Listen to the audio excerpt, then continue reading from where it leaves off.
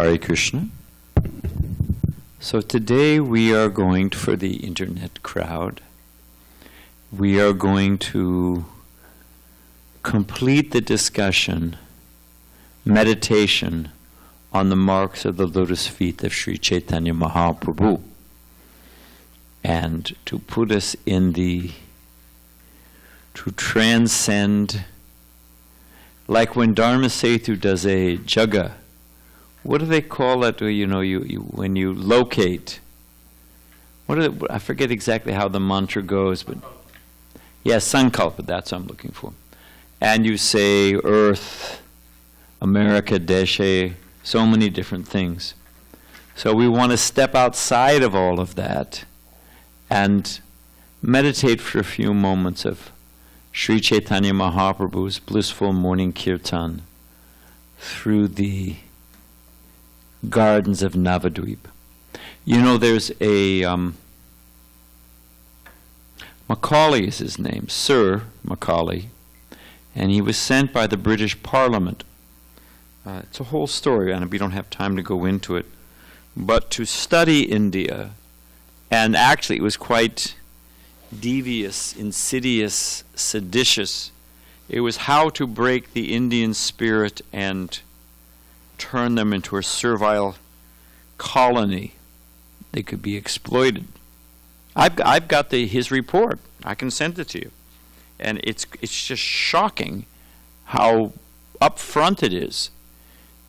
And he describes, he says, I've traveled, this is Dickens' time, or at least Industrial Revolution, horrible disparity in England, and factories, and people living on the streets, and poverty, and so many horrible things.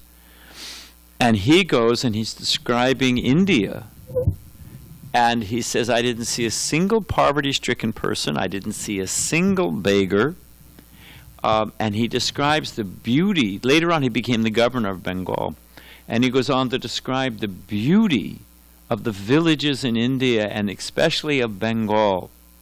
How it was like a manicured garden. It's hard to imagine now. You have to have the visions to see. And that's only a couple hundred years ago. So we can just meditate on Sri Chaitanya Mahaprabhu. What to speak of then, the spiritual world was manifest. But just imagine Lord Chaitanya going on kirtan. So here, you can pass these out. And in here are the words to the song we're going to sing, written by Srila Bhakti Vinod Thakur, meditating on Chaitanya Mahaprabhu's early morning kirtan. So with that as an intro, let us absorb ourselves in these pastimes. Take it away, Ramapati Prabhu. Yeah, exactly. Thank you.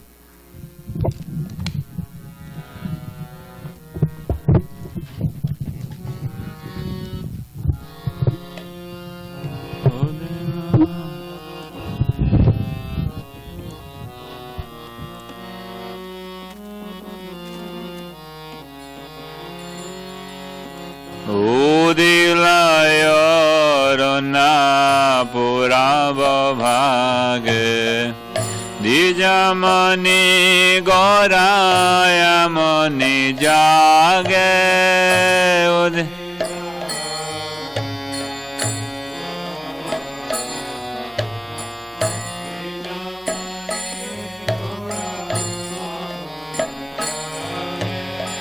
Bhakata Samohalaya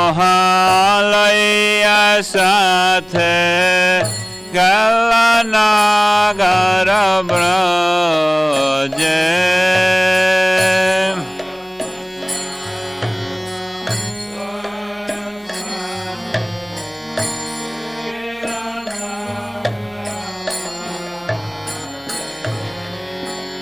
Tathoy tathoy vajilakhan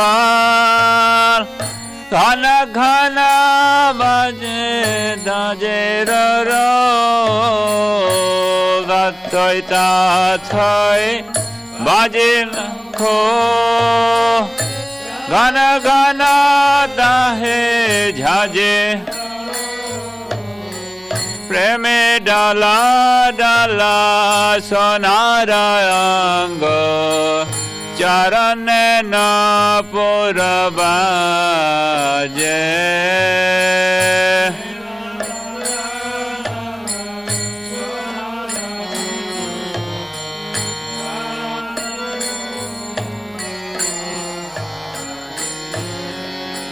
Mukunda Madhav Yadav হরে বলেন বল রে বদন ভরে মুকুন্দ মাধব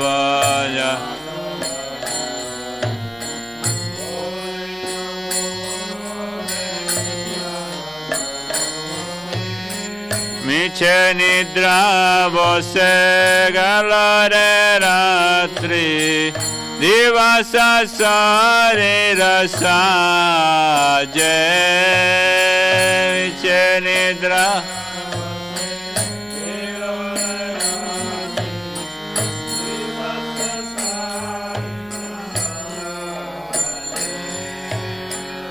এমন দুর্লভ মানব দেহ পাইয়া কি কর ভাবন কেহ এমন দুর্লভ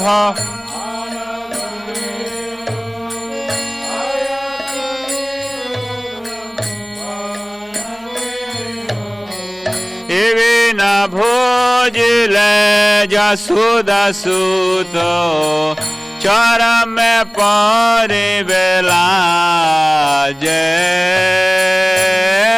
না ভোজলে যশোদা সুত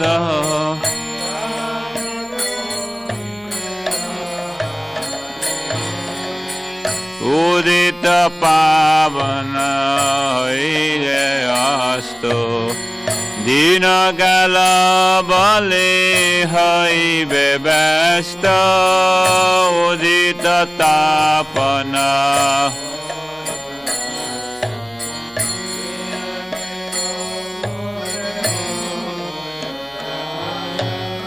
তবে কেন এবে আলস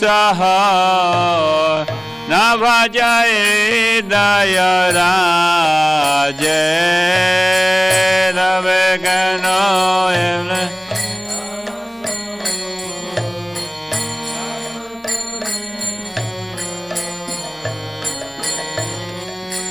জীবন নিত্য জন হাসার তাহে নানা বেদ বিপদ ভার জীবন নিত্য জন হাসার তাহে নানা বেদ বিপদ ভার নামাশ্রয়া করে যতন তুমি তাকাহ আপন কাজে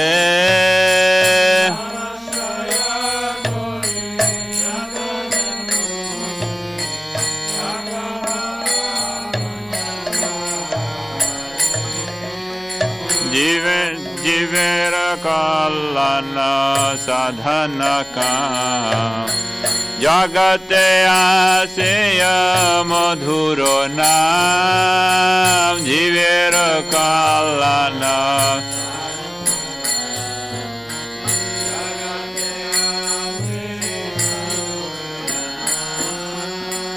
অবিদ্যতি মেরা তপন রূপে হৃদগান বিরাজে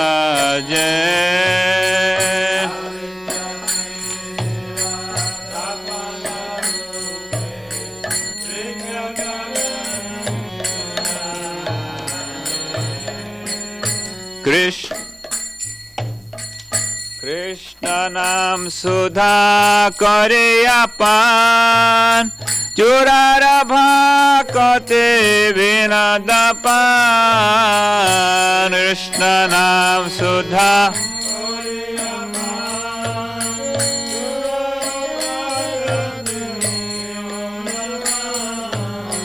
নামাশ্রয়া করে Janatame Chodda Bhuvanamache Namasraya Kechu Nahika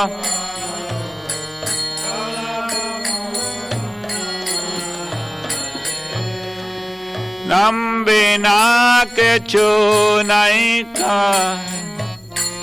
Chodda Bhuvanamache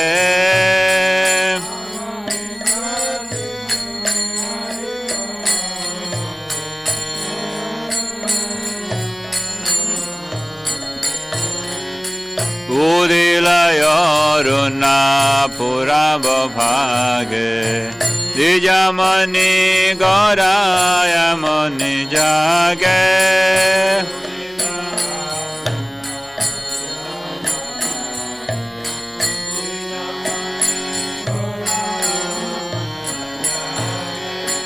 Hare Krishna Krishna Krishna Hare Hare Hare Rama Rama Rama Hare Hare Hare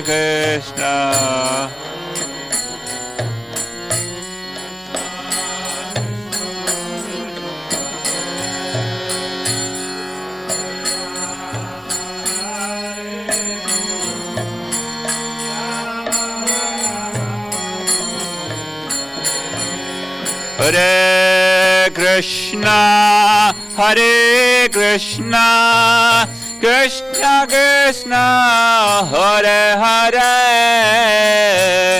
Hare Rama Rama Rama Hare Hare Hare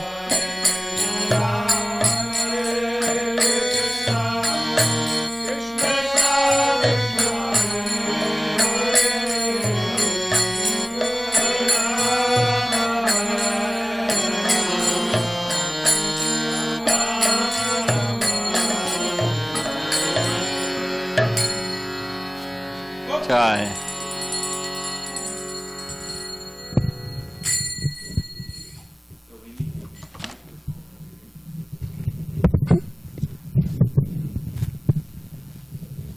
And the translation, again, this is written by Srila Bhakti Vinod Thakur.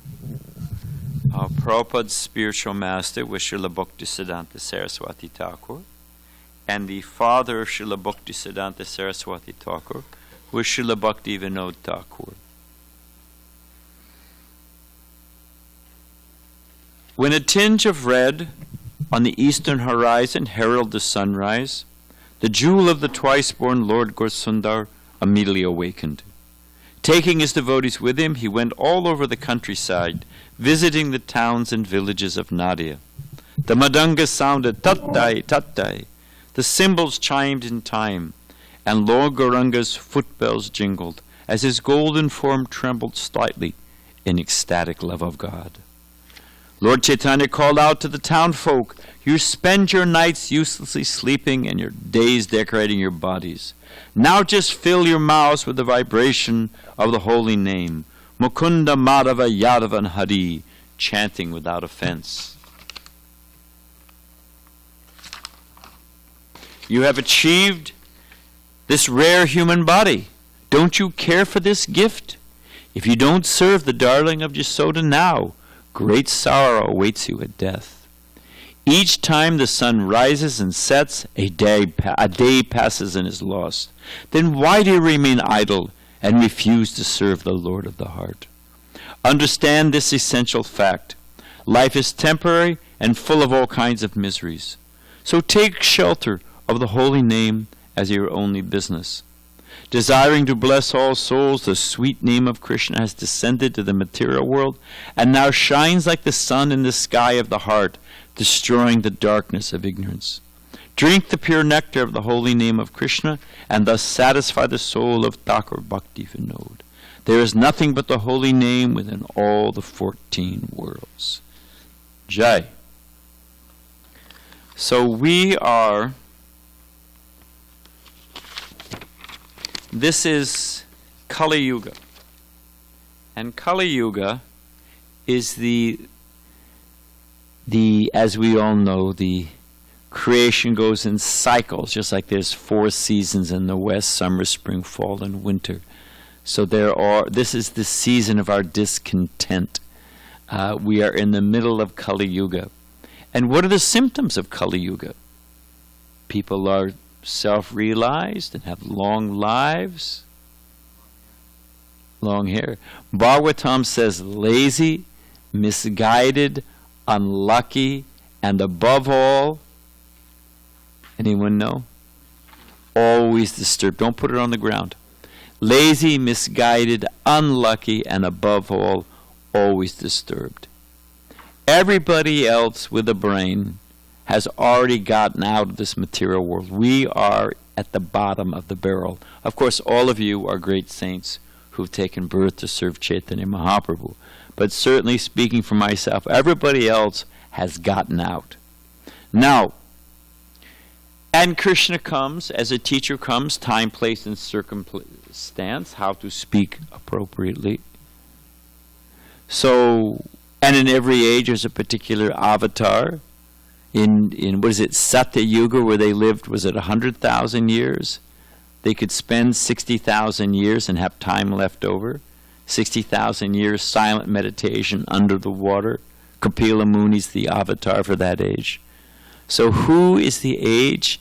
This short, iron, materialistic, dense age where people are lazy, misguided, unlucky, and above all, always disturbed. You know what charity is in Kali Yuga? Described by Chanaka Pandit. The laundryman, at least he gives back your laundry. That's charity in the age of Kali. Charity is you bite into an apple. Ah, this is nasty. You want it? That's charity in the age of Kali Yuga. And the bull of Dharma, the Dharma takes the form of a bull and is standing on 4 legs. Anyone know what those 4 legs are? Anyone want to name one? Truthfulness, honesty. Austerity, cleanliness, and mercy. And in this age, Kali Yuga, it's described that the only leg left in the Kali Yuga is, and when Parikshit Maharaj and Dharma Raj in the form of a bull and Mother Bhumi is the earth, is only standing on one leg, and that leg is shaking. So truthfulness is the only leg left standing, and it's also going.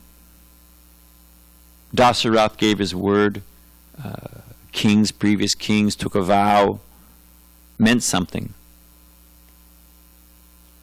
So, to push on. So, in this misfortunate, dense age where people are, I mean, we don't even have time because we want to get into the marks on the feet to list the foolishness of the age of Kali. The top scholars, most judicious people, judges, the Supreme Court determines, well, you can kill a baby up to the last trimester or through the first trimester because then it can't live outside the womb. If it can't sustain life outside the womb, then it's just fetal tissue and you can kill it. By the same argument, the baby can't live by itself. Practically speaking, by the same argument, you could kill a kid till he or she is 8, 9, 10 years old. They can't live. It doesn't work out quite right. You wanted blue eyes and this one has brown eyes, or it's a little bit of a dummy at school. Kill him. Same logic. So anyway, so many things go on like this. So in this fallen, dense, foolish, materialistic age, who appears? Who is the Yuga avatar specifically designed for this age? What's that? Lord Chaitanya Mahaprabhu. And Rupa Goswami writes, Namo Mahabharanaya, most merciful. Why? Krishna Prema Pradayate. He's giving pure love of Krishna. Krishna ends Bhagavad Gita. The rest of the verses are just polishing it up. Sarva Dharma Prityaja Mamikam Saranambraja. So what does Krishna say? You want my shelter? You want to be free from all, come to the perfection of Dharma, free from all anxiety, from all fear? What do you have to do? Surrender. So there's a prerequisite. You want to get it, you got to surrender. But Chaitanya Mahaprabhu, he doesn't even ask for surrender. He comes out to us. He goes out. And it's paradoxical. Even though the people are the most fallen, and even though Chaitanya Mahaprabhu is just chant. Allen Ginsberg, in association with Srila Prabhupada, of course you have to appreciate the time, appreciate the times, the 60s, to get the full weight of the thing. But Allen Ginsberg, people are taking LSD, and it's supposed to be, opening up their chakras and a mystical religious experience. So Allen Ginsberg says to Prabhupada, don't you think in this age of Kali, where people are so foolish and everything is mechanistic, wouldn't it be sublime that God has come in the form of a pill? You take a pill, LSD, and you realize God. Prabhupada said, yes, he's come as a pill. But it's not LSD. You can't go to the moon in a balloon. You can't, by a material means, you cannot transcend matter. You need a spiritual means if you want to attain the spiritual world. It's simply logic. You have to be the same temperature as the sun if you want to enter into the sun. Jesus says, blessed be the pure of heart, for they shall see God. Converse, they never think about. The opposite. If you look at it as an equation, blessed the pure of heart, why? They will see God.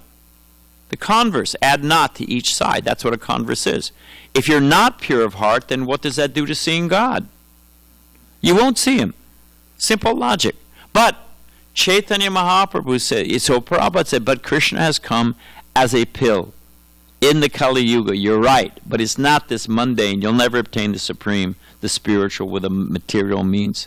But you know what that pill is? It's got 32 syllables, 16 words.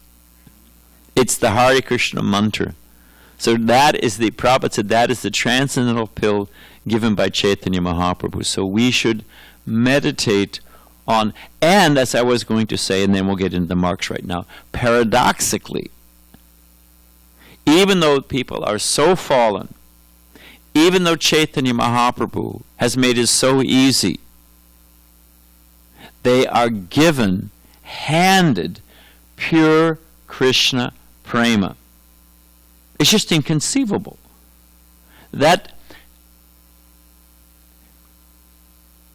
to understand Radha Krishna Madhurya Lila, the apex of spiritual understanding, very, very rarely given out after multiple lifetimes. They have some idea that there's God. Okay, they have some idea that I should serve God. They have some idea that beyond matter there's something spiritual. They have some idea there's a kingdom of God. They may even refine it to the point of Vaikuntha, Lakshmi Narayan, awe and reverence. But what to speak of Braj Leela all the way to Madhurya? And devotees are just distributing Krishna book. Right on the cover, Radha Krishna, boom, here's Krishna book. It's just an absolutely amazing wholesale, like sometimes you see, going out of business, wholesale, discount. We'll take any offer. It is, a bargain. Bargain basement sale. Chaitanya Mahaprabhu comes to give pure Krishna love. So, without any further ado, we can, but just to appreciate Chaitanya Mahaprabhu. So,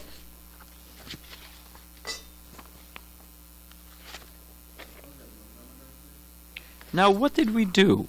We finished the right foot And now we're on the left foot. Isn't it? Yeah.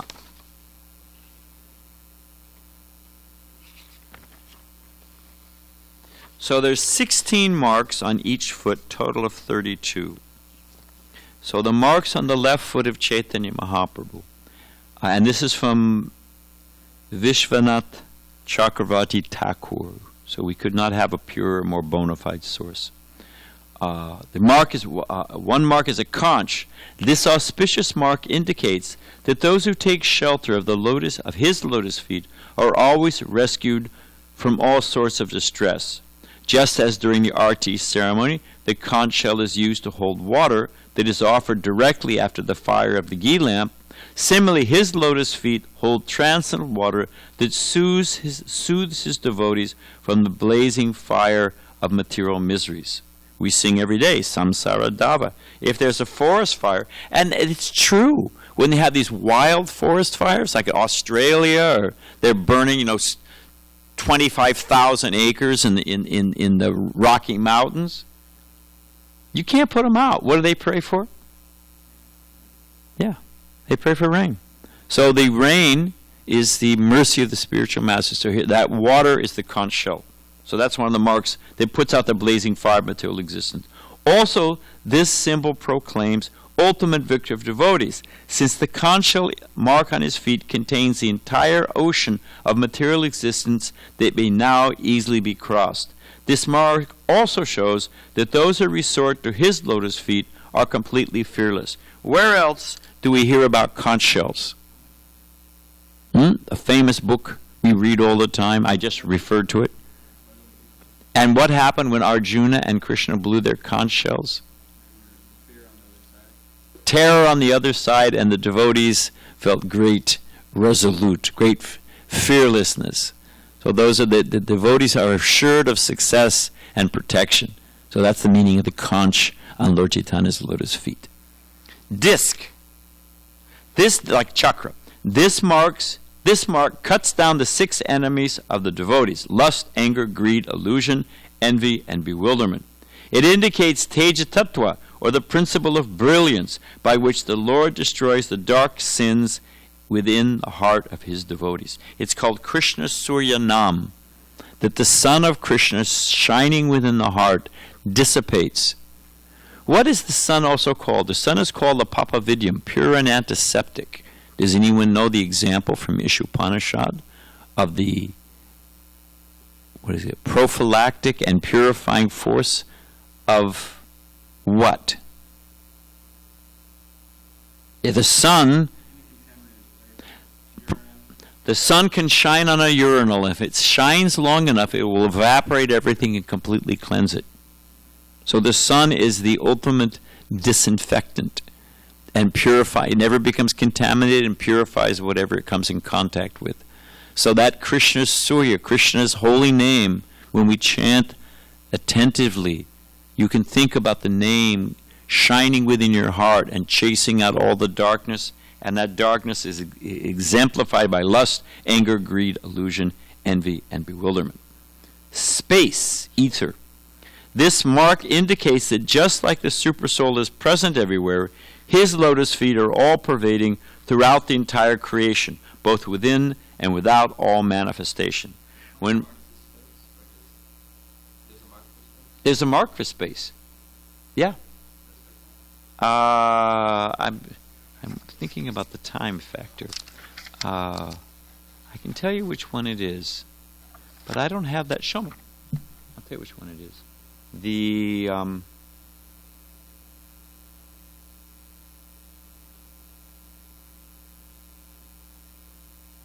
Jeez.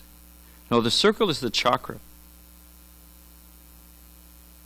Remind me later on, because I've got it marked, because Krishna also has that on his feet. They call it sky. And anyway, I don't want to take up time now. But that what you're looking at, that's not a circle, it's a chakra. So when Prabhupada came to New York City, Prabhupada was explaining to a newspaper reporter she was inquiring about, you came all alone and you were 70 years old, and did you have any support? Did you have any money? And anyone who knows New York just chews you up and spits you out. It's like Calcutta. If you can survive in Calcutta, you can survive anywhere. If you can survive in New York, you can survive anywhere. So, what did Prabhupada say? She said, you were all alone? Anyone know Prabhupada's response? Balaram knows, he's just letting somebody else say. He said, I was never alone. Krishna and my Guru Maharaj were always with me. So we should remember that in any condition, Krishna is always with us. Chaitanya Mahaprabhu's lotus feet, the mark of sky or space or ether, indicates that he's present everywhere. But also, this mark shows that even though these feet are everywhere, they are unattached like the sky. Krishna, although he's the opulent king of Dwarka, he comes as a renounced sannyasi, Chaitanya Mahaprabhu. Unstrung bow. This mark reveals that those who take shelter of his lotus feet will be perpetually free from all worries and difficulties. Anybody here ever have worries? Anyone have any difficulty? Is everybody completely wired and in anxiety, and rightly so? It's the nature of this world. So, this mark reveals that those who take shelter of his lotus feet will be perpetually free from all worries and difficulties. It also shows that those who are stupefied by the material world remain motionless like a target and do not come to the lotus feet of Lord Chaitanya Mahaprabhu. And who shoots arrows at the motionless, stupefied, stunned target of the conditioned soul? Cupid.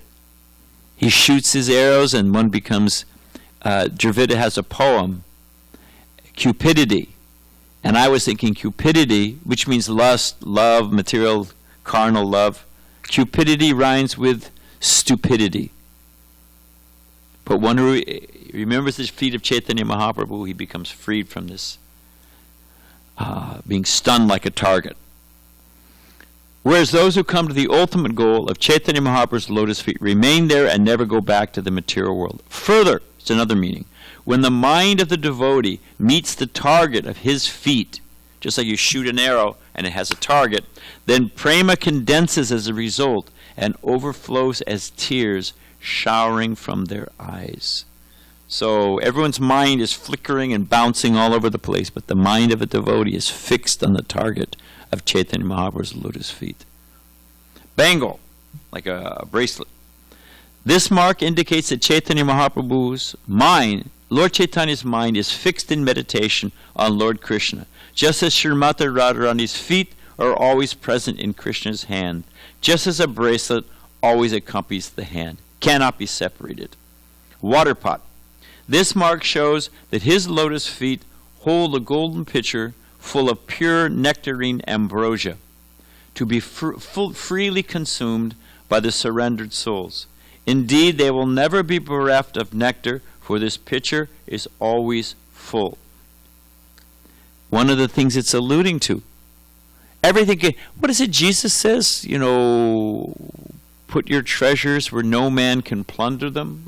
I'm not saying it quite properly, but your treasure where no man can plunder, because everyone's always worried. You got it under lock and key. Well, I'll put my money on the stock market. Stock market crashes. Well, I'll move it into bonds. Bonds crash. Well, I'll put it into gold.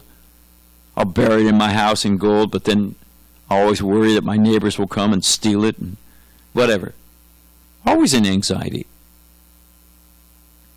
But the remembrance of Krishna, can anyone steal that from you? Chanting of the holy name, can anyone steal that from you? So we can always remember Krishna. We can always chant the holy name. No problem. We can always serve Krishna in any condition. I was mentioning how the devotees were locked up, manaseva, within the mind. And there's a whole narration of nectar devotion. How even within them, devotees in jail. I don't want to go into the whole story, but there were devotees locked up, young brahmacharis. They were on the way to the Dallas temple, living on khichdi every day. Even Hanuman could not live on khichdi every day. So they're dreaming of, we're going to go to the Dallas temple, nice feast. They were stopped in Sankirtan, locked up in Alabama. So what did they do? Within their mind, they cooked the whole feast. 20 people plus in one big jail cell. Chopped all the veggies, cooked everything up, fried up the samosas, offered everything to a nice deity, all within the mind. Played a nice smoking kirtan on air drums, air kartals. The way they got out of jail, I think I've told you this so many times, but one more time for the internet crowd. You can imagine the Billy Ray and Bobby Joe, or whatever they're, the local bubbas, police officers. They're getting completely freaked by the devotees chopping the imaginary, frying the imaginary pakoras, playing the imaginary mridungas. Then they all sat down, they served out the imaginary feast. They were all relishing. Vishnujan Swami told me, he said it was the only feast he ever went to where every prep turned out perfectly and there was plenty for everyone. Never ran out. So then one of the devotees, fully absorbed in this service within the mind, made up a plate, imaginary plate, and offered it to one of the guards. Would you like some? The guard said, that's it, you are nuts. Opened up, it's a true story, opened up, said, just go, northeast, southwest, just leave our parish, leave our county. Devotees, zoom, drove as fast. They made it just in time for the Sunday feast in Dallas. So no one can steal it. Okay. Where were we? Water pot. Yeah, we were at water pot. This mark shows that his lotus feet, that we read, okay, can never be taken. It also indicates that the feet can pour out nectar that extinguish the blazing threefold miseries of separated devotees. The full picture is a symbol to show that no inauspiciousness can come near the devotee. Rather, the feet bring ripples of happiness emanating from divine auspiciousness. Everyone's looking for shelter, but where is that shelter? Is it in sex? Is it in money? Is it in Aruba on a beach? Where is it? On a little drink with an umbrella in it? Where's the shelter? In LSD? In philosophy? No, it's... Okay. Hoof print of a calf. Anyone know, this is a famous example. Without reading, anyone know what with this hoof print of a calf, what it means? Say it so we can hear.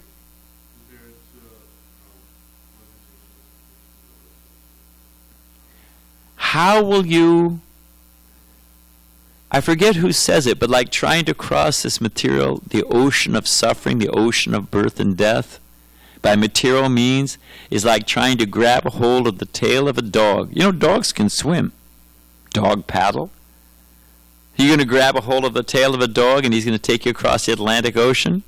He won't even take you to Catalina, 26 miles away. He won't even help you cross the English Channel.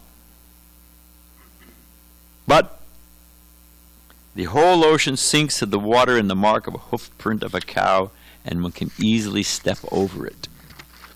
This mark also announces that devotees meditating on the lotus feet of Lord Chaitanya, those feet give security and protection from all sorts of fear. Prabhupada said what are the animal propensities? 4. Eating is one.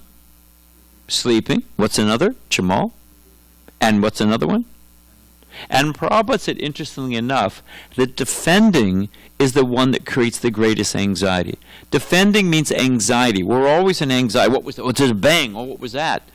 You go by an accident. Why does traffic slow at an accident when they go by a car accident?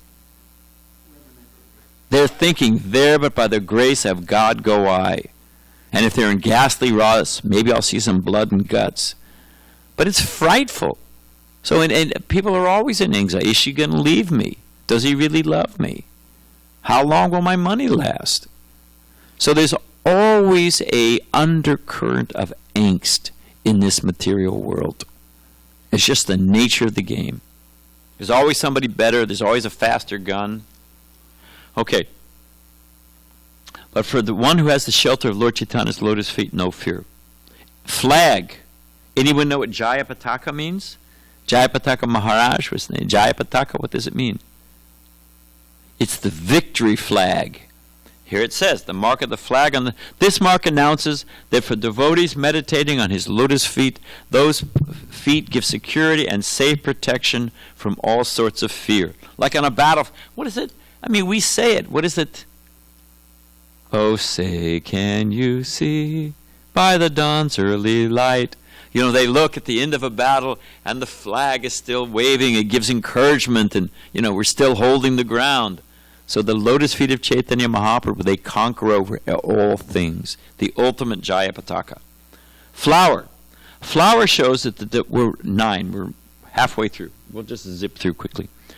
The flower shows that the divine fame of his feet spreads everywhere, just like the fragrance of a flower. Krishna uses the same example of Bhagavad Gita. You can be sitting in a room. That's how we got this Delhi jasmine. Eventually it will do it. I was giving class. I thought, what kind of incense are they burning? It was an evening class in Delhi, and they had this Delhi jasmine, Parijat. And it was because it was summertime and warm, and it was in full bloom. The whole temple smelled fantastic. So the power of fragrance. They say that fragrance is one of the strongest symptoms for remembrance, for stimulating emotion. If you walk, of course nobody's doing it now, but if you were ever walking in a mall and there's a place called Cinnabon, you ever heard of Cinnabon?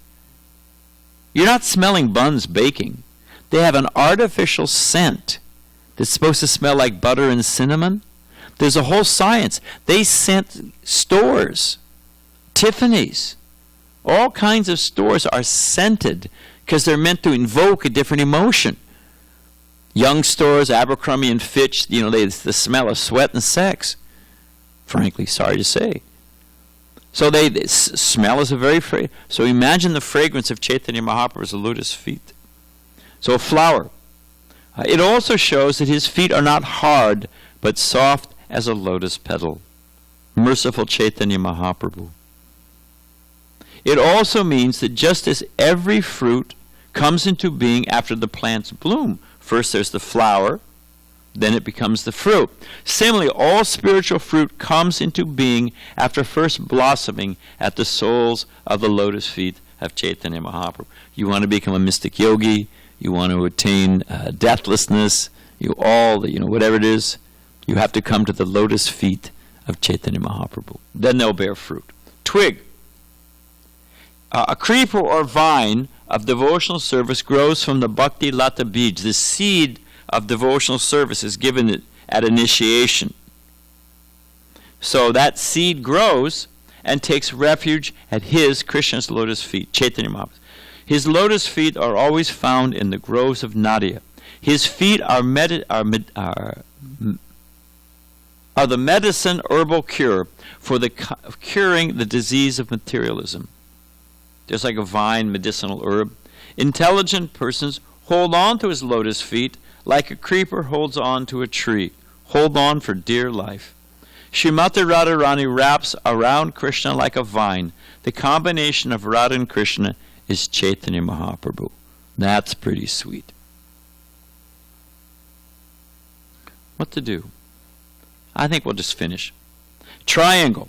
The meaning of this mark, the meanings are that the devotees who resort to his feet will be saved from the snares of the threefold modes of material nature, Maya.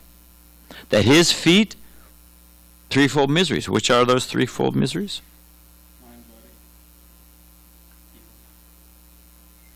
Our mind and our body, other living entities, big and small, and natural earthquakes. There's so many things. They just had an earthquake in Boise. The whole temple was shaking.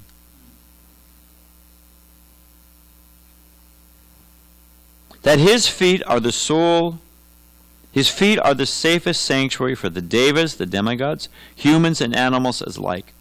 That his feet are the sole desired object of the muktas, liberated, mumuknas, desiring liberation, or the vinayasi. Oh, so whether you're liberated Whether you're desiring liberation or you're overwhelmed with sense gratification, triangle has three sides. So wherever you are, kama, sakama, mukta kama, that his feet will be the resort for everyone with full concentration of their body, mind, and speech. So whatever your status, you take shelter of Chaitanya Mahaprabhu, and you will be purified and all your desires will be fulfilled. Okay, we got a few more. Oh, also, still about the triangle, it also shows that as Krishna, Lord Chaitanya is actually the original source of his three expanded manifestations, Brahma, Vishnu, and Shiva. They always present that there's the impersonal Brahman, and it takes form as Brahma, Vishnu, and Shiva. Vishnu for the goodness, Brahma for passion, Shiva for ignorance, and beyond them is the modes. Is the unmanifest Brahman. The Christians say the same thing with God. It's just a hodgepodge. I'm sorry to offend anyone. Jesus is an empowered Jiva soul, Son of God. Never says he's God. He says he's Son of God. Powered. Look how powerful. 2,000 years later, people are still following him. So no doubt, Shaktivesh avatar, directly pure devotee of God, empowered, no question about it. But they've completely hodgepodged the thing. They say that God, when he comes to the material world, has to take a material form. So Jesus is God in the flesh. Some Christians say like that. Why? Why does God have to take a material body? It's a complete hodgepodge. So here it's describing so that actually Chaitanya Mahaprabhu was the original source of Brahma, Vishnu, and Shiva. Also, his feet attract the fixed gaze or meditation of the three eyes of Lord Shiva. So there's the triangle, three sides. 4 water pots. I haven't been able to find an explanation from Vishnu Chakravarti Thakur, so I'm doing more research. But you can see 6. Anyway, explains about water. But why 4? Tortoise. One who takes shelter of the lotus feet of Lord Chaitanya gains the ability. What does a tortoise do if it's threatened? Retracts its limbs. And Krishna gives the same example in Bhagavad Gita. So those who are able to retract their senses, if you take shelter of the lotus feet of Chaitanya Mahaprabhu, you withdraw them from all material attachments, just as a tortoise can withdraw its limbs when needed. Also, this was interesting, and it's also mentioned in Bhagavad Gita, as a tortoise can raise its eggs by meditation, one who fixes their mind on the lotus feet of Lord Chaitanya will develop pure love of Krishna. I don't know if they tell you that at the zoo. I'll have to look deeper into that by meditation. And Prabhupada uses the same example in Bhagavad Gita. And also, I couldn't find a meaning of a garland. Vishnu Chakravarti Thakur doesn't give it for some reason. Further research. Half-shaped moon. This mark, only 2 more, this is the next to the last one. Half-shaped moon, crescent moon, half-shaped. This mark symbolizes how his lotus feet truly provide the desired objectives of the devotees. It signifies that even the Devatas, like Lord Shiva, whose symbol is half a moon, have decorated their own heads with the sole of his feet, that even Lord Shiva takes shelter of Chaitanya Mahaprabhu. It also shows that the devotees, who likewise decorate their own head with the dust of his feet, can become exalted like Lord Shiva. Just as the moon showers nectar with its cooling rays, similarly his lotus feet shower nectar upon the devotees, extinguishing the threefold material miseries. Everyone knows the soothing moonlight. So the minds of the devotees may reside at the feet. His feet, so that the minds of the devotees may reside at his feet. His feet bear the symbol of the moon, which is the Devata or presiding deity of the mind. Just as the moon is one, yet destroys the darkness seen by many people simultaneously, it's localized, and yet its rays are shining everywhere. Similarly, Chaitanya Mahaprabhu is one, and yet by his cleverness, he can deliver so many conditioned souls at the same time. The half moon also indicates that since the Lord's toenails appear like 10 splendorous moons, the real moon has shriveled up in shame and appears half form. The moon in the sky is defeated by the beautiful lotus feet of Chaitanya Mahaprabhu, his beautiful toenails like moons. Last one, fish. This mark shows that just as a fish cannot live without water. What is the analogy? A fish cannot live without water, so? Anyone want to help me out? Similarly, what can't we live without? Oh, whatever it is. COVID-19. Do we panic? Give up our service to Krishna? We can't give it up. That's the sign of an advanced devotee. He actually cannot give up his... Rather, he'd die. That's hero. You read about people who wouldn't give up the battle and they died. They're heroes. Refused to retreat. That's a hero. So devotees, they can't. How can they give up their service? I had a great experience. I was in Sri Rangam. We read about the Raghunath Ramanujacharya's place, Sri Rangam, although it was originally the deity was installed by Lord Brahma, previous yuga. So they have a huge deity of Lord Shringadev. Let's say from the floor to the top of his head is where that camera is. So whatever is that, 8-9 feet. And I was there with some other devotees, but the pujari who's been worshiping his father, his father's father, as far back as they can go. He's an old man. He was so old that although he set out from his house at 4 o'clock in the morning, for him to walk from his house to the temple, shuffle, shuffle, shuffle, shuffle, took him 3 hours. So we had to leave. It's a whole story. So we said, the devotee said, well, what if we pick you up? Oh, well, then he was there by 5 o'clock. We picked him up. But we watched him bathe the deity. He's an old man. Everything so wonderfully. Then it came to the time for the garland. And, the devotees were all thinking the same thing. How does he get? Does he get a ladder? Does he climb up? How does he get this garland? And he looked at us. And he just went, whoosh. I mean, his arms didn't move more than this. Whoosh. And the garland went up, whoosh, perfectly looped around the deity. I mean, he's been doing it for 60 years, He really does have it down. But he will not give up his service. Braja Purdu, who used to sweep this patio, she would she would greet the deities, and she would sweep until the evening arti. She'd stop for darshan, stop and take a little prasad. Brahmacharis would fight with her. Mataji, you please will clean it. Don't. No, it was her service. That was the one thing she could still do because she could move her arms. She wouldn't give it up. Refused. That's a devotee. Okay, so this mark shows that just as a fish cannot live without water, similarly the surrendered devotee cannot live a moment without directly associating with the lotus feet of Lord Chaitanya. It also indicates that the most cherished desires and longings of those who resort to his lotus feet will be fulfilled. Like the fish, when he finally gets to the ocean. It also means that the mind is fickle. A fish is always, so the mind is very fickle. Thus, only after much meditation do his feet finally come into the heart. It means it's not easy. It's not easy to, take a cheap thing you can get easily, isn't it? I remember my father one time, hoping I'd come back and, join his business. He said, don't you ever get discouraged? I said, sure, I get discouraged. It's hard work becoming a devotee. I mean, it gets much easier. It's like riding a bike after some time. But that which is easy, you can, if you want, Prabhupada's example, you want costume jewelry? Fine.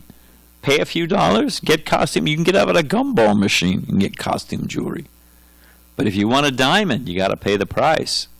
And very rare is the customer that can afford a diamond. But a diamond is a diamond. You get costume jewelry, who cares for it? But you get a diamond, you got a diamond. That's eternal. What's it? Diamonds are forever, isn't that their slogan? So, sure, it's difficult to control the mind. The mind is bouncing all over the place. So what are you going to do? Let it bounce for the rest of your life? Lifetime after lifetime after lifetime? Body after body after body? Are we going to man up? Isn't that a saying? Man up? Are you going to stand up?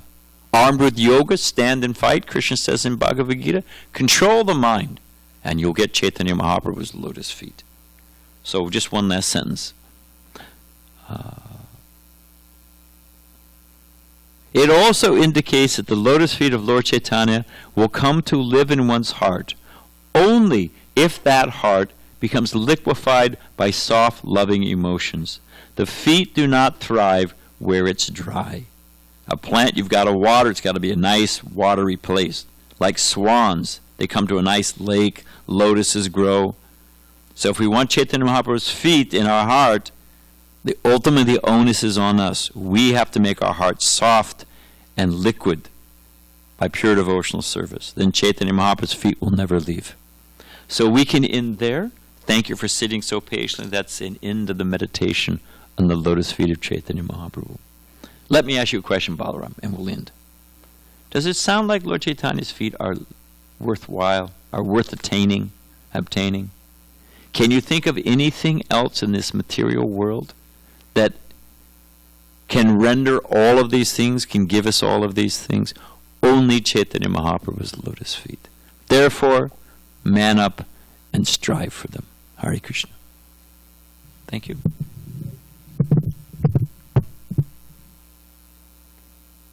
Jiva up, I should say.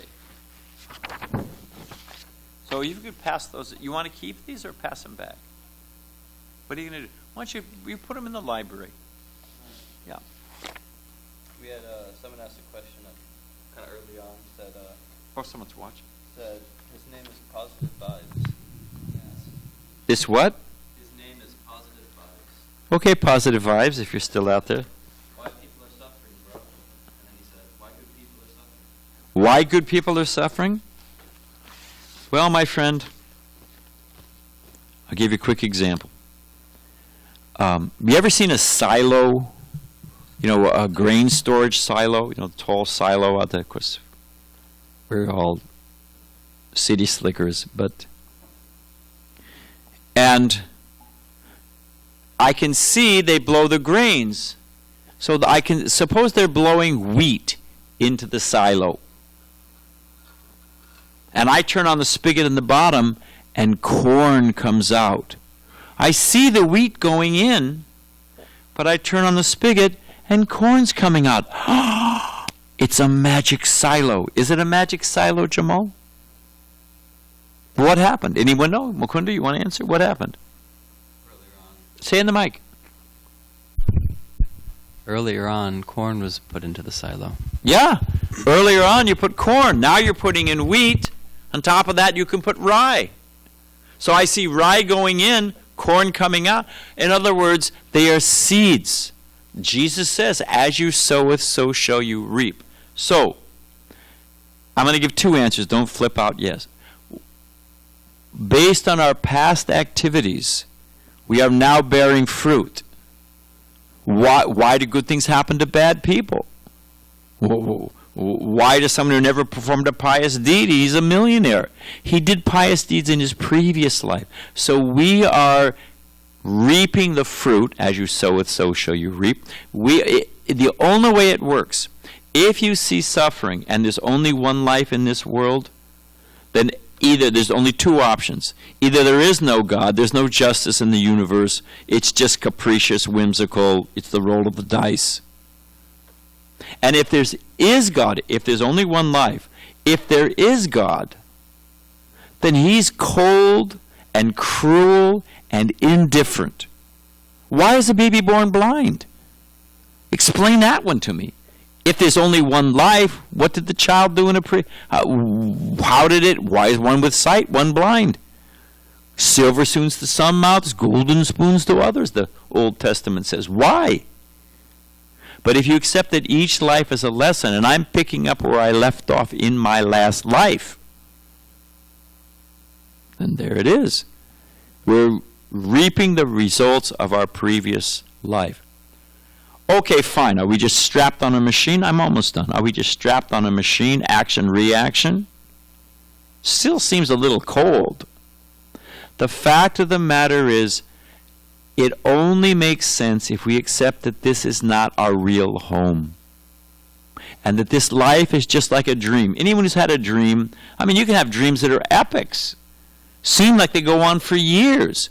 It's only, what is it, rapid eye movement? It's only, what is it, some milliseconds. Maybe a few seconds, I don't know exactly, but it's very short. Our existence in this material world, the fact of the matter is it's like a bad dream. It's very, very short. Doesn't seem like it, just like in a dream, seems like it's going on forever. The fact of the matter is this is not our real home. Like in a hospital. When you're cured, you stay in the hospital just so you can flirt with the nurses and free cable? What's the goal of the hospital? What is the success of a hospital? Did you get out? What is the success of a school? You get these dimwits. You get these professors, frankly, they think they're so smart. They're still grading papers and bells are ringing. They're running from... I mean, I don't mean to deprecate teachers. Teachers, no one can... anyone who teaches even one word, one letter, you can never repay. But on one hand, the goal of a school is you kids will tell you, I want to go out into the real world. So the fact of the matter is that this material world is meant to hone us, meant to frame us. Why? And each life is a lesson, and when we become perfect, when we're freed from lust, greed, anger, envy, when we're full of pure love of Krishna, when we've come to the right conclusion, then we leave this material world, and we get a spiritual body eternally in the kingdom of God.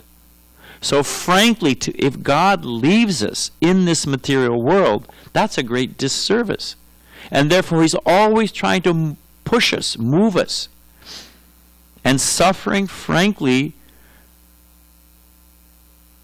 it's a token reaction for what we've done in the past, but it also is a curative.